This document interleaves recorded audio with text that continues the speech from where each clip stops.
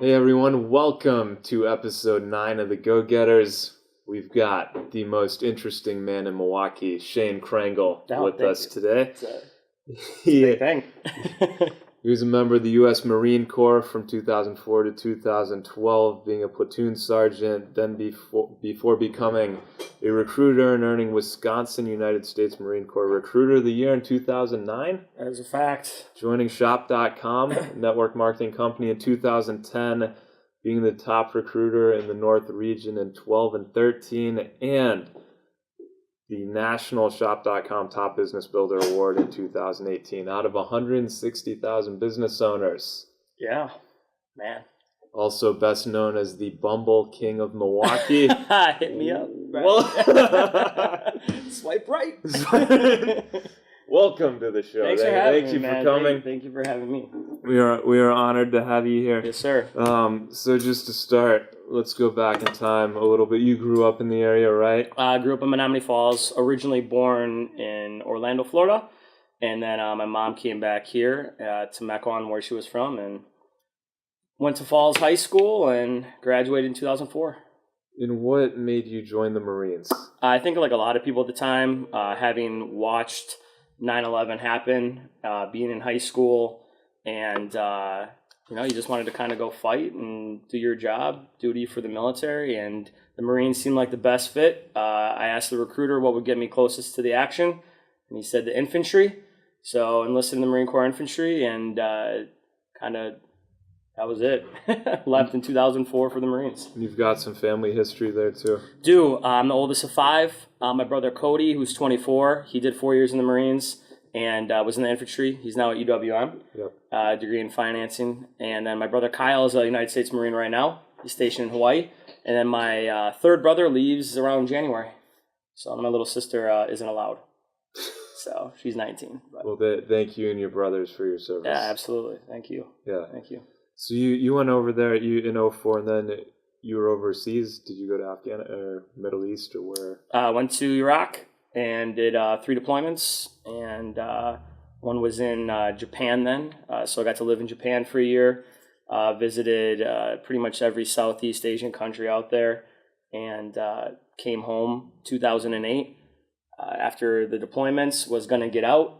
And wasn't really ready for college, though, so my dad suggested I make the Marine Corps a career. Yeah, so I re-enlisted and was assigned to be a recruiter. And so you're in Milwaukee as a recruiter, right? I was more of an office job. You're recruiting. Yeah, I was stationed in California, obviously in the infantry. I was at Camp Pendleton, and then got brought out here to be a recruiter. I was actually in Brookfield. So I had all the Waukesha schools, all the Brookfield, Sussex, and then I was the guy in the lunchroom with the pull-up bar, trying to steal your children. I can totally see you doing that. Absolutely. What made you so good at that job? I mean, that's a pretty big deal. You got, top recruiter of the entire state in the Marines. Yeah, I think being a little naive at first. I think that kind of applies to business as well. It's kind of refreshing for those that I think have owned a business when you look back at people that are brand new to business and how naive they are to the work. Or it's like refreshing sometimes, you know what I mean? Yeah. Because we all know what it takes to build something up, and to remember we were all at that point. That was kind of in recruiting duty. If I had known the work ahead of time, I probably wouldn't have succeeded. But when you handle things a day at a time, a year later you look back and you're like, wow, I can't believe I did all that. So I was very much me, and I think that resonated with a lot of people, especially the young men, mostly men that I sat down with. I wasn't there to BS them. I shot straight from the hip and told them the good, the bad, and the ugly. But I was also very passionate about what I did. I believed in what I was selling, quote unquote. I believed in the Marine Corps, and I think that with being younger and the ability to hustle, kind of. I was in the malls going into every store, and if you looked 20 to 30 and, I asked you to, what are you going to do with the rest of your life? Do you want to learn more about the Marines? So a lot of people didn't do that. Right. I think that translates to a lot of things in business, though, even just business side from Marine Corps side. I mean, yeah, I think that's what's made you so successful at network marketing too. You being you and you shooting straight from the hip and being willing to put yourself out there and not really care in an industry where a lot of people are painting a false picture and selling a lifestyle that they really don't have. I think your authenticity has helped tremendously there. Yeah, it's network marketing. It's a shame that people do what they do in the industry, as far as giving it a misrepresentation or maybe over exaggerating. I think I've always told people right away, if you're not willing to work hard, don't do it. Again, that applies to any business. And you got to be very self-dependent, and you got to be very self-motivated. You have a team that helps you, but again, any business, if you don't have those qualities, at least in the beginning, until you develop a good team, you're not going to make it far. No, you put into it, you get out of it what you put into it. Absolutely. Let's go back. So Yeah. you come back from the Marines, you're still recruiting. What was it like, the transition from being over there to civilian life? It was, fortunately, I feel lucky, because I think a lot of Marines that get out, I'd say probably, don't quote me on these statistics, but I would have to guess 80 to 90% of the guys that I fought with got out of the Marines. They didn't re-enlist for a second enlistment. So those guys I can see having a lot harder of a time, because we just came back from deployment and then you get out. Fortunately for me, I was doing I was doing a very civilian job. It was an office environment. I'd been doing that for 4 years already. I had a place in Milwaukee where I was going to move, live anyways. Mm-hmm. So the transition was a lot easier, because I'm not saying that recruiting duty is not Marine Corps-ish, but it is more of an office environment. You're not getting shot at. You're not out in the field sleeping. You're not, you're doing a job that most people do in other jobs. Obviously, most people in normal corporate America don't go out to the rifle range and shoot though every day like the infantry. Mm-hmm. So for me, I was very lucky. It was actually a pretty easy, seamless transition. If there is something that's tough, it's really just leaving the camaraderie. I miss the Marine Corps every day. And I think any Marine, I bet 90% of Marines say the same thing. And you don't miss the duties, you miss the people, mm-hmm. and you miss the sense of just the brotherhood. It's very hard to find that elsewhere. You're a pretty thrill-seeking guy. You're about to go backpack for a year in Europe and vlog it, and we'll touch on that later. You're traveling a lot. You're speaking in front of thousands of people. Most people's biggest fear is public speaking. So you're clearly wired like you need that action. Yeah. Which you get in the Marines, right? You're out in combat. Like, it doesn't get any more thrilling than that. It's literally life or death. Did you get any of that thrill out of kind of the network marketing, where you literally have to sell to survive in that business and build it? Did that fill that void at all for you? I don't know if that filled it. I think things that I do, different parts of network marketing, definitely. I'll be very honest. The biggest struggle for me leaving the Marines, you nailed it and I didn't even say it, was filling that void of the adrenaline. You look at any statistics, the amount of every 22 seconds a veteran commits suicide. That's been the big thing out there. And I believe a lot of that comes down to, like when I was on patrol in Iraq, it's hard for people to understand having your adrenaline at its peak for days on end and then coming back to a normal situation. Normally when we experience, let's say, a car crash, it's a 5-second instant, and then when it's done, it settles. But when you're in a combat environment, you're getting shot at, and you're on patrols, and you know that anybody can attack you at any time. You're at that heightened state for long periods of time. And I think that's why you see I have several Marine buddies that have died hitting 150, 200 miles an hour on their motorcycle, or, doing extreme things just to get that instant rush again. I don't think network marketing really did that. But what it did give me is I think the cool feeling of it for me was my back against the wall. I work best when I'm under pressure situations. And that is definitely what network marketing was for me, because I took something that I'd say 99% of people start a network marketing business to make a side income. I went into it to create a full-time income, which is very different. And obviously the intensity level has to be much higher. Right. on how you build it, how you approach it. So that did. Speaking does. I enjoy. I get excited to go speak. Yep. That's like my like comfort zone, which I know what they say most people would rather die than speak or something like, you know. Yeah, speaking's a bigger fear than dying Sure. for a lot of people. Yeah. Yeah. Did that answer your question?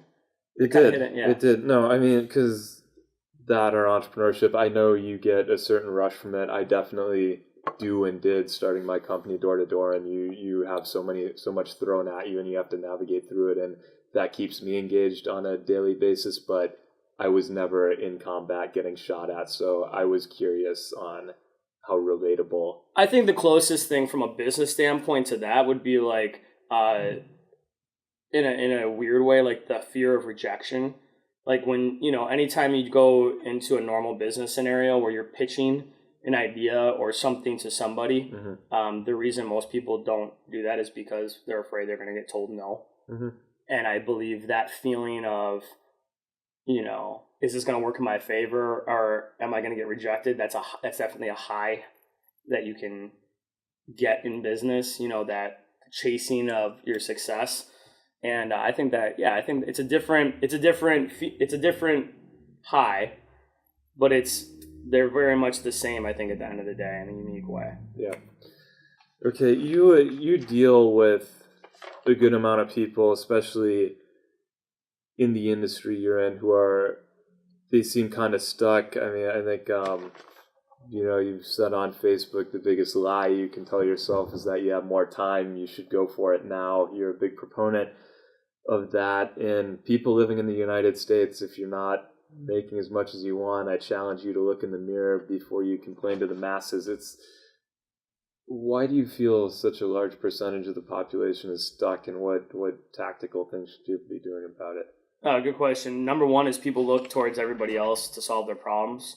And this isn't an original thought by me. I've seen it posted before, but I thought it before I even saw it. Everybody's looking at this election as an answer to something when really it's not going to matter, honestly, who's elected for the majority of us at a small level. We're still going to dictate our futures. President Obama hasn't dictated what I get personally out of business. They're the president. And so I think a lot of people look for somebody else to solve all their issues. And as always, the hardest person to look at when you're wrong is yourself. And again, it comes down to through experience. We know, as a business owner, the rewards and the success you can get. I'm more so confused at people that openly complain about their lives, post about how much they hate their current situation. I'm amazed, truly, in America and the world, at how many people, though, it's got to be like 80-90%, still just do the same thing, though, then every day. I'm not saying to do network marketing. I'm very clear with people. Find something you're passionate about and find a way to own it. And you got to have an exit strategy for everything. You always got to have an exit strategy. But I'm amazed at how high of a percentage of people, when you say, okay, anytime somebody complains to me about something, especially if it's business related, the first thing I ask them is this: do you really mean that? Or are you complaining, or is that really an issue? Or are you just complaining out loud? Because if you're complaining, then do something about it. Yeah. But lack of action is, the fear of the unknown is a big thing. But God, we're here once, and maybe that's where my difference comes that I can't expect others to get. Is I have been in life and death situation, and so I can't expect others to look at life the same way I do, where I very much appreciate every week, every month, every year, because I realize how fragile and short life is. And I know it's so cliche because everybody says it, YOLO, whatever, but it's so true. Like, why wait? Why not take a chance? Right. And I mean, you're not telling people they have to do network marketing, or No. they have to go travel across the world, or they have to do anything. People should just do what makes them happy.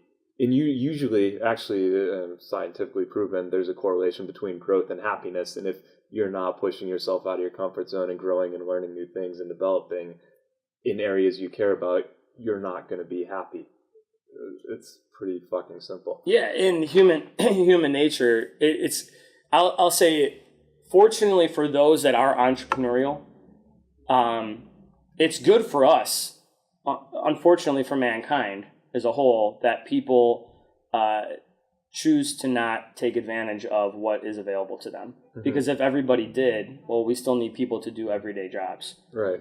You know, and that's something that might come across really harsh, but it's like if everybody did try to be an entrepreneur, well, I like, mean, you know what I mean? Yeah, I mean, that's a good message for employers, though, because obviously I have employees here at Go Get It who are sitting right over there, but I make sure, like, they're making a big impact and they're getting pushed and their skill sets are growing, and that's one of the most rewarding parts of my job is seeing how far we've come as a company and how far everyone's come individually. So you need to work that into your environment, whether you're running a company or managing a team or whatever you're doing. That's so important, I think. And let me hit on that then, because again, what I said, people hear what they want to hear, not what I said. Right. So I believe I started off as an employee to the government. Everybody starts off as an employee typically somewhere. That's normal. That should be done. You know what I mean? But I believe not everybody's right to own something, but everybody should at some point find something they're passionate about along with what they're doing with their career and find a way to monetize it and earn profit on it. Mm-hmm. That's all. That's what I'm, you know, and again, it's gotta be something you're passionate about though. And also as a business owner, you need to realize, I remember I talked to a really successful salon owner. She had like 15 chairs in her salon. And for some reason, I always remember her saying this: the biggest problem with owning a salon, which is in the same case with most businesses, is you're always training your competition. Because at some point, you know, your muff's over there. But that's the truth is if you and she said, I was like, well, is that sad to you? She's like, actually, it's a compliment to me because it means I did an awesome job mentoring them and training them as a business owner. Right. Even though I don't like it, it shows that I knew what I was doing. And I, look at how many executives leave top companies. Yeah. That aren't, the CEO, and they go start their own things. It's not a bad thing. That's just the nature of the beast. No, but yeah, and I mean, in a company like this or other ones, you have to keep growing, and your employees have to have new opportunities and keep growing, or they're probably not going to be happy. So that's just, you have to focus on that. So if those salon employees aren't, they have the same job every day for a year, they're not. It might be exciting at first, but if there's no growth, it's going to be hard to retain them. Yeah. Right. No, yeah, I agree with that. Yeah, and I mean, going back on the complaining, I remember reading something a while ago that stuck with me, and it was like something along the lines of everything that happens to you is because of you, and it's just once you learn to take responsibility for everything, and you realize you have complete control over, here's my friends, this is who I surround myself with, I'm going to this job as a choice, I'm doing this, then you're not placing the blame on anyone. You can. It's easier to take action, I think. Yes.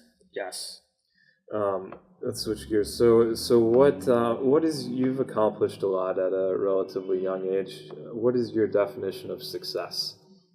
I think success is the ability to do what you want, when you want, and for every person that's different. Yeah.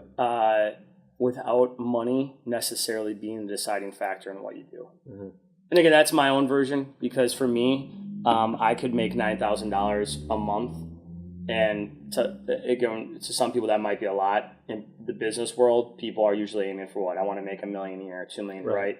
But for me, that is enough for me to not only pay my bills, but also travel with freedom, because it's a residual income. So that's how I look at the success, just because of what it means to me personally. Let me ask, what does success mean to you?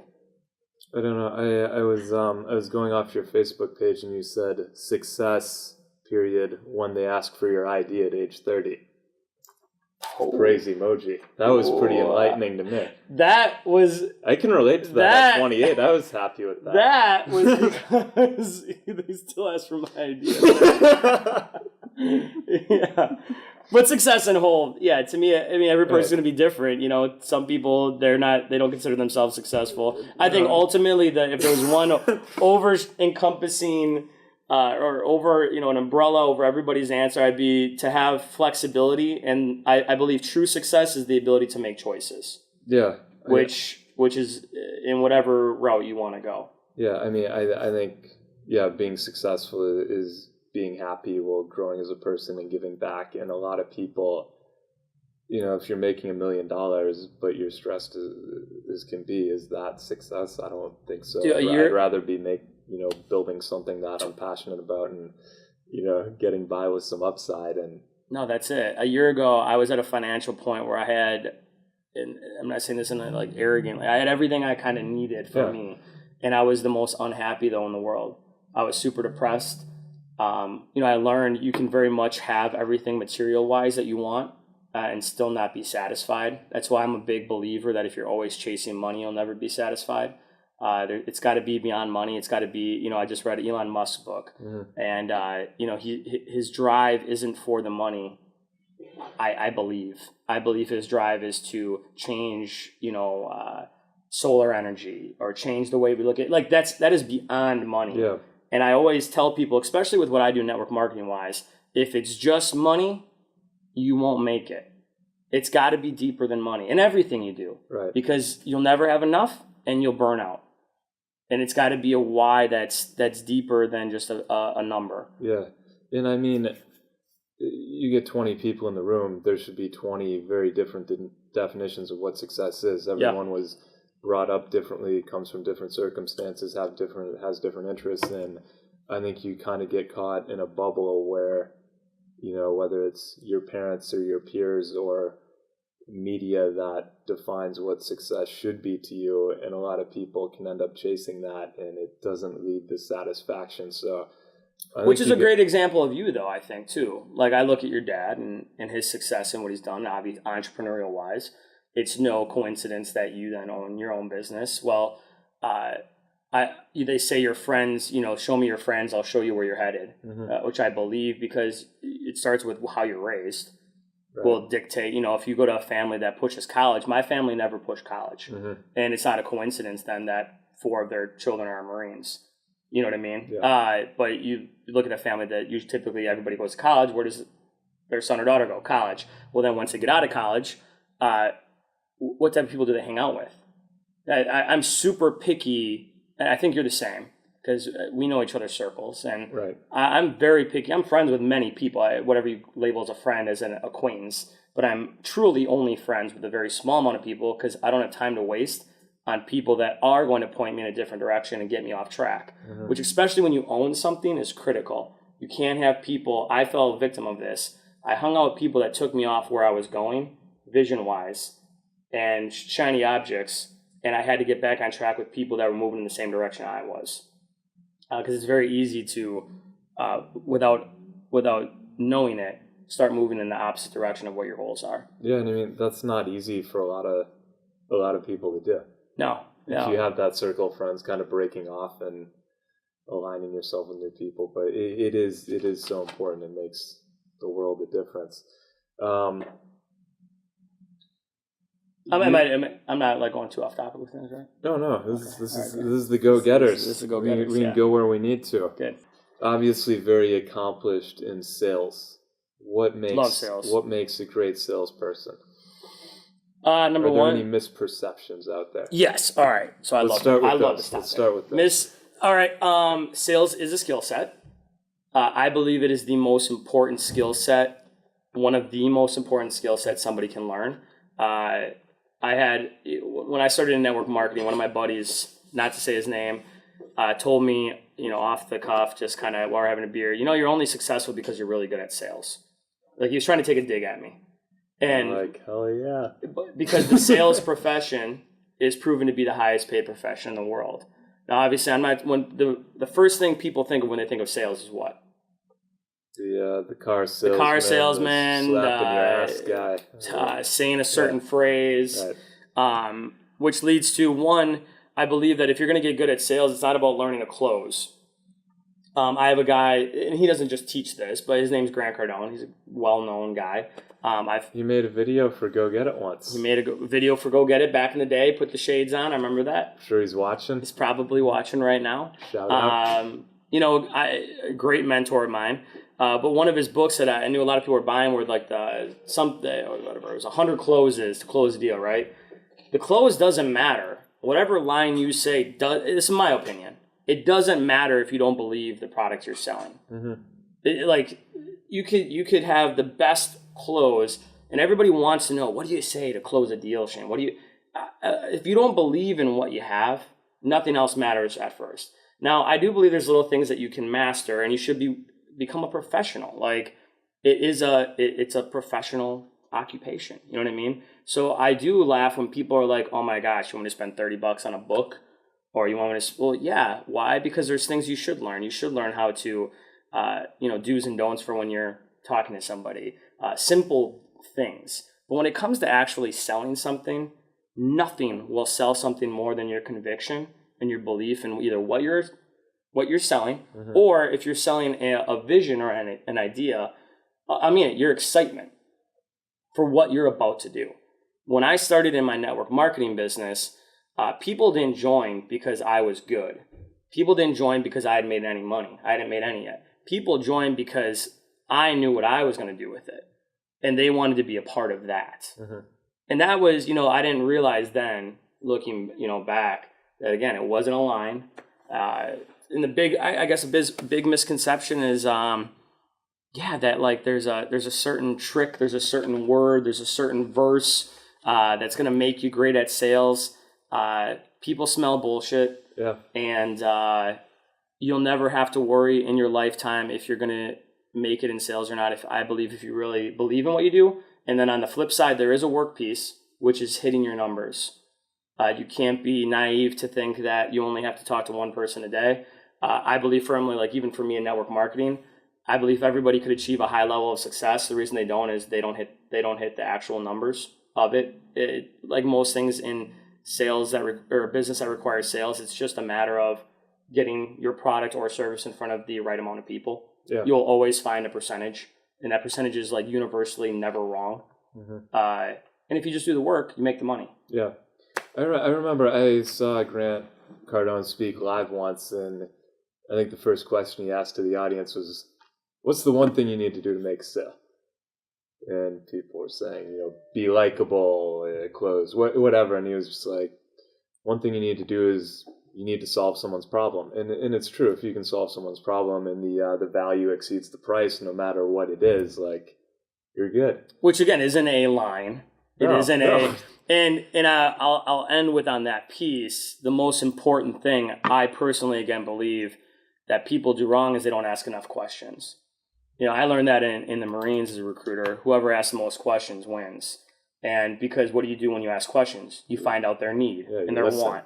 And then once you find out their need and their want, well, then you simply show them how your product or service can help them with that need or want. What most people that I would say are amateur or maybe cocky, don't do their own diligence to learn. I've spent a lot of money on grant stuff and I endorse them. Yeah. What they do wrong though is they go straight for this is what I have, this is why you need to buy it, do you want to buy it? Yeah, or they'll talk a lot about themselves, and you should just shut up and ask questions because you're there for them. That was something we learned in recruiting. You're there for them. You say, ask the question, shut up. Ask the question, shut up. Because especially, as Marines, we like to talk about ourselves. So. Okay. All right. So I had an episode on millennials. Yeah. Episode 1 of the Go-Getters for viewers, and we were talking about things getting pushed back. The quote I saw on your Facebook was, my dad has 3 kids, a home, a wife, and a family by 30. I'm 30, and my biggest issue is trying to figure out what Ben & Jerry's and K-Cups I need to ensure a successful week ahead. What's up with our generation? I think I don't think. Obviously, there's a swing. I think we learned a lot through our parents. Obviously, the divorce rate is through the roof, which I think made a lot of people hesitant, especially at our age, and putting a focus on. I'll say there's a couple of things. One, the school debt is putting people in work immediately, and it's almost like from what I gathered, the last thing they're thinking about is love when they've got a $700 a month payment coming up. How do I stabilize my life first? I think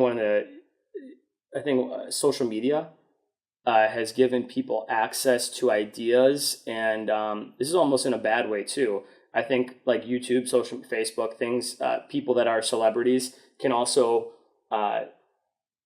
without knowing, they might deceive people or not deceive people. They might give the wrong message to certain people that success is very easy if you create a YouTube channel, or the home run. Everybody's reaching for the home run right now, and everybody wants to win the World Series without doing all the work beforehand. Mm-hmm. And there's nothing that you can do to avoid that. But I do believe from a age standpoint, we just got smarter.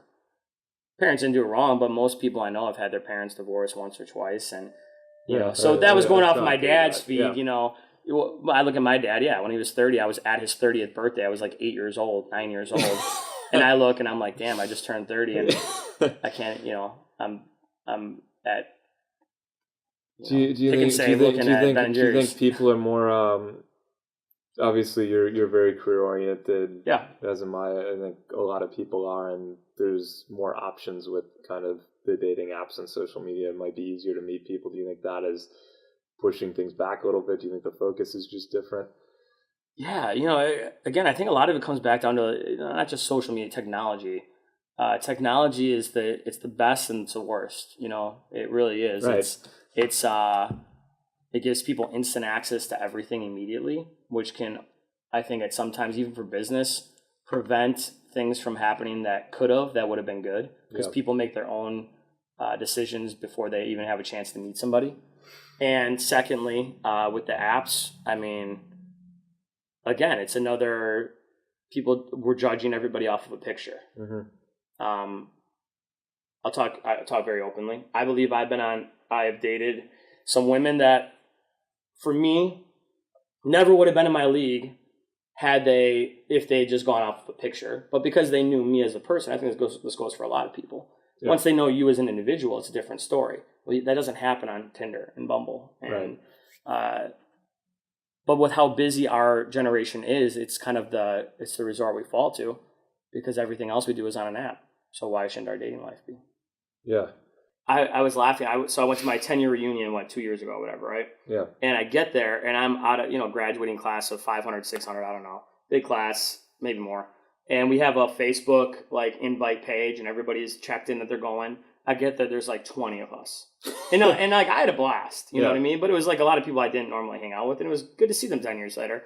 But I went on, and I'm asking everybody, why didn't you come? Why didn't you come? Why didn't you come? And same response from everybody. Almost every single person was, I already know what everybody's doing because I'm Facebook friends with them. Interesting. Yeah, and I believe that's the same thing with us, though, with everything, is we're not going out to meet people because we rely on finding out about them through social media, and which I think that, or you're not going to an event unless you know about it through social media. It's people aren't out there just being out in their communities anymore. Yeah.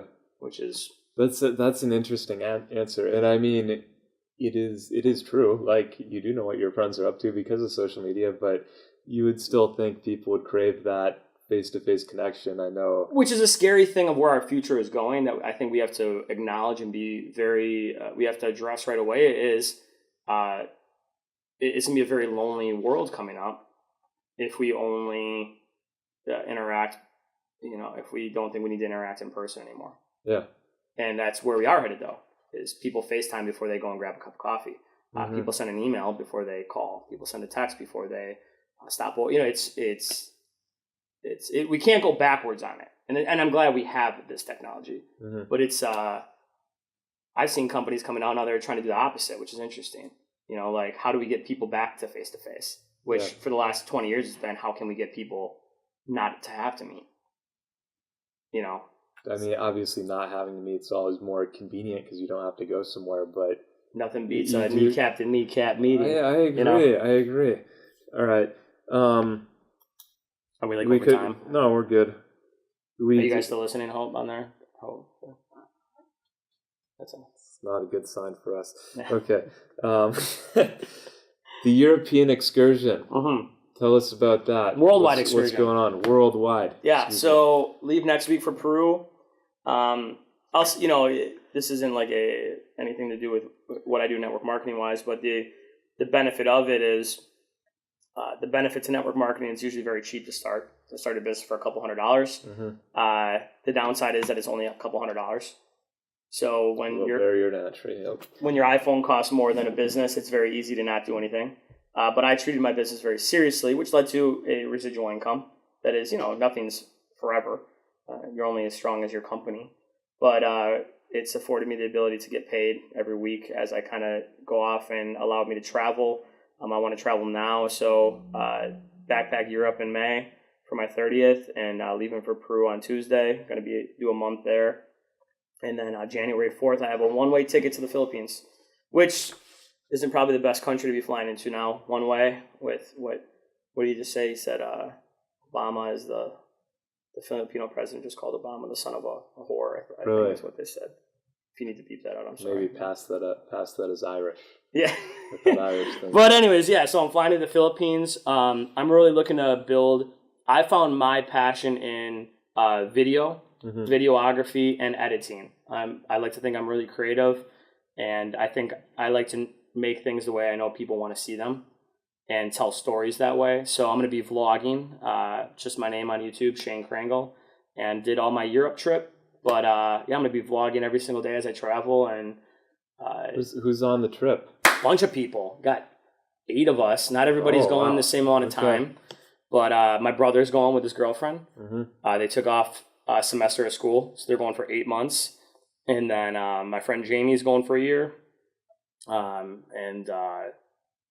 then we have other people going for like a month, 2 months. We kind of just put a call out, hey, who wants to travel? And maybe I'll join for a leg. Dude, should, man. It's I tell everybody, travel as soon as possible. The biggest, when I was backpacking through Europe, and I'd already been to 30 countries at that point. The funny thing is whenever we go to a hostel, everybody there always laughs like, oh, an American. Because it's usually Europeans, Australians, or Canadians. And they're like, it's not often we see Americans. I'm like, I know, because Americans live in a bubble. And I think the common theme I hear among my friends is, if you've only been to Mexico, that isn't leaving the country. You know what I mean? Most people say, oh yeah, I internationally travel. I've been to Cancun. No, like, I challenge you to get out there. I challenge you to, not you, just anybody listening. I challenge you to book a flight. And I'll tell you that the best secret to getting it done, if there's a secret, is find out where you want to go and then just buy the ticket. See, most people get hung up on the logistics. But if you book the ticket, you'll figure everything else out. It always. Everything else will fall into place. It's good in business too, Same thing. Take the client, figure it out. Say yes. Yep. Real quick, when I first started in my network marketing business, I sat down with a very reputable man who was very successful in corporate America, and he was in his 60s, and I was in my early 20s, And when I went through our business, he's like, he had no interest in the beginning. When we got to the end, he's like, I can tell you really believe in this, huh? I'm like, yeah. And he's like, and you really believe that you can lead somebody like me, and you're going to do this? And I said, absolutely. And he's like, good, I'll partner with you. And I was like in shock, right? But I was like, I acted like I'd been there before. Yeah. And I remember when I left, I got in my car and I was sweating because I'm like, damn, I hope I know what I'm doing. But it's the same thing. That forces you to get out of your comfort zone. And everything in business is on comfort zone, man. It is. It is. What's so Jamie's going? What's going on there? Are you guys both single, or is it both single? Ready to mingle? Best friends? Best friends? Yeah. 2 young, attractive people. You're not going to get in like. I know everybody. No, no. The word on the street is that people think that, but I'll say this. I love Jamie as a person. We're best friends. So. Okay. Yeah. All right. I know the world wants it, but it's the world definitely wants Facebook it. We're wanted on the edge it. of our seats. People were messaging. Yeah. The Go Getters podcast following. They were really concerned I would ask that question. What would you say? Actually, let's go here. What are your views on Mr. Abston's Neighborhood? We got the marathon coming up. Actually, it was last Sunday. Yep. Do you have any comments on Ian's acting skills? I think he's got a place in Hollywood. I think that his talent, he hasn't acknowledged his pure raw talent yet. And if he isn't in a movie next to George Clooney by this time next year, he's failed miserably. He better be flattered.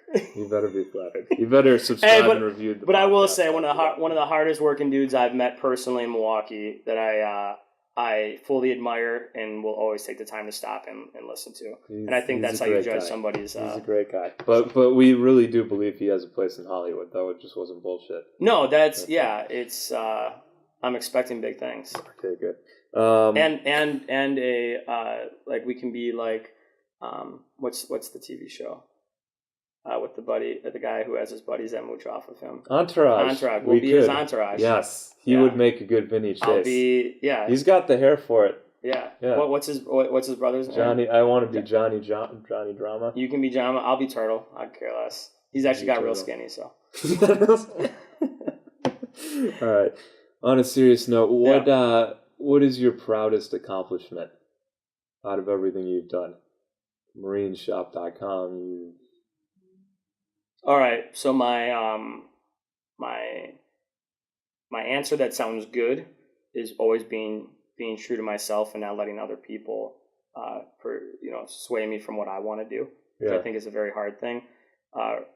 Real world has to be becoming a Marine. Yeah. It's not a day goes by I don't think about it. Not a day goes by I don't miss it. And it's like anything. It's everybody gets their one moment. And when I graduated from boot camp, you don't think you're gonna, and you do, and that was it. You feel very proud. So I don't think a lot of people are proud of what they do, and they just do things because they're doing them. And I really encourage people to not just find something that's going to make you money, but find something that you're proud of, because then the money follows. Great. That's awesome. That's all I got for you. Thanks so much for coming on. You, man. Always. Love you, brother. Good seeing you.